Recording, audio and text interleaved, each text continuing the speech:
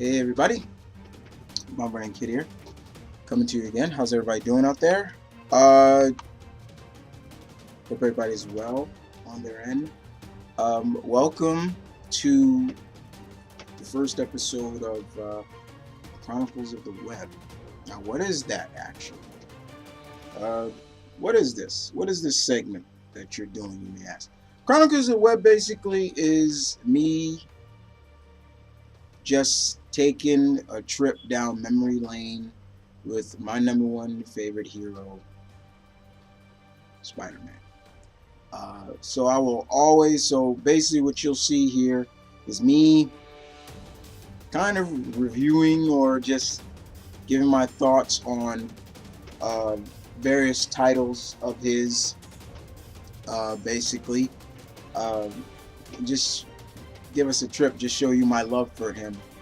And so I'm always going to take comic out of my collection and just talk about it, in a sense. So let's talk about it. So what was the comic that I took out my collection today for the first episode? Well, I would have went with Amazing Fantasies number 15. I do have that, not in mint condition, but I do have the print of it. But I don't take that out too much. Now I don't even keep it here. Actually, I keep it somewhere else. But I decided to take out a number one in a sense, and we're going back to 1990 actually. So let's take a trip, shall we? And we're gonna talk about Spider-Man number one. You could tell this is pretty old, but I do keep this bad boy in good condition. You can tell. Look at the price. The price $175. There was different covers for this issue, but I have it. I like this one the best. The Legend of the Arachnite. It's kind of interesting. This was the first part one of 5 of the Torment story arc, if you all remember, and written and drawn by Todd McFarlane. That cover I love. I've always said I enjoyed Todd McFarlane's artwork. I've always enjoyed his artwork. I've always enjoyed him when he drew Spider-Man, but not just Spider-Man, but when he drew certain villains in Spidey's Rogues Gallery. And I'm gonna show you some stuff in there. But this just took me back because I will always reread whatever I review. Whatever I talk about on Chronicles of the Web. So I reread this once again, and this was it just put a smile on my face and just showed me my love for Spider-Man. And Mr. McFarlane's depiction of Peter was pretty much exactly what you were looking for with Peter Parker. As always, it's always good to see him and MJ together. In this series, him and MJ are married. They live in Soho. They show their apartment and everything. Now, for all those who don't live in the New York area or in New York or never been like certain people, I know there are.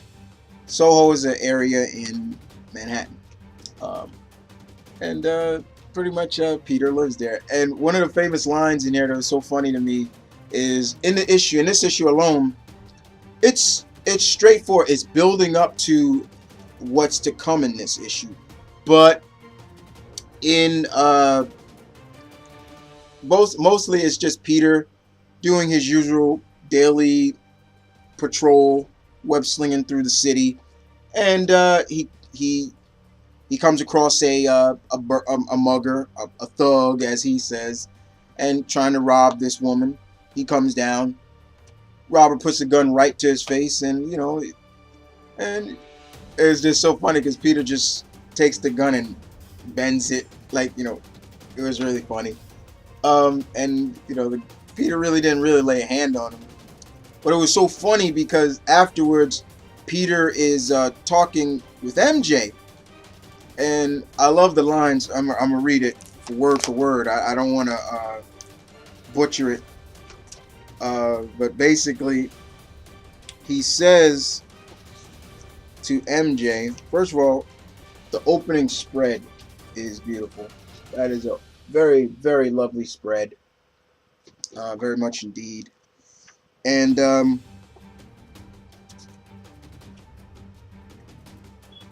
here is Peter. But once again, he's fighting the mugger, the burglar that the mugger who literally is just beating up this woman right here.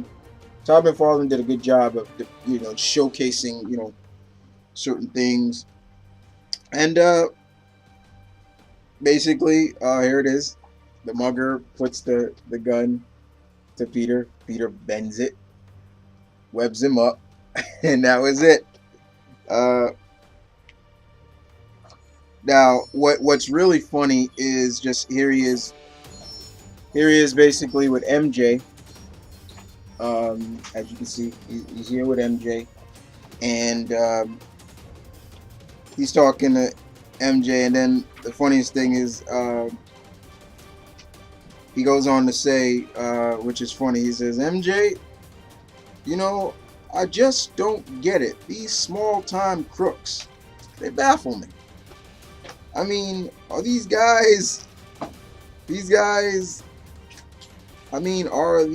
such big concrete heads? I guess.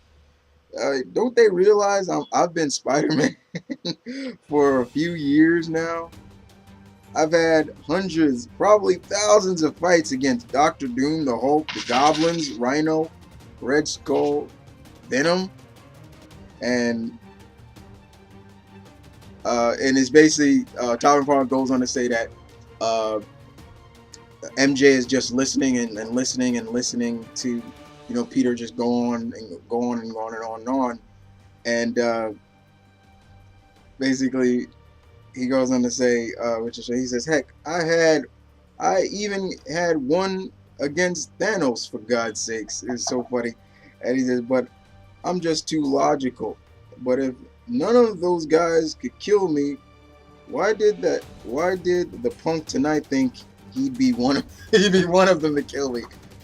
That's dumb. Now tell me if I'm being ridiculous or not. But don't you think? And MJ just says, sweetheart, you can be cute and cuddly when you get philosophical. I thought that was funny, and it just showed, just showcasing MJ and Peter. I missed this. That's what I missed the most. But like I said, with Todd McFarlane's artwork, it was just really, really, really great to see, because one thing I've always applauded Todd McFarlane on about his artwork. Say what you want about later on when he started doing Spawn and everybody like that, but when he drew the Lizard, my God, I've seen some great Lizard artwork, artists from some great Lizards. I mean, artists who drew the Lizard really good, but when McFarlane drew the Lizard, he made the Lizard fierce and scary looking, to the point, like, you can see it right here. It's just like, oh my God. And in this issue alone, the Lizard has seriously caused, he's killing people. He's just ripping people to shreds.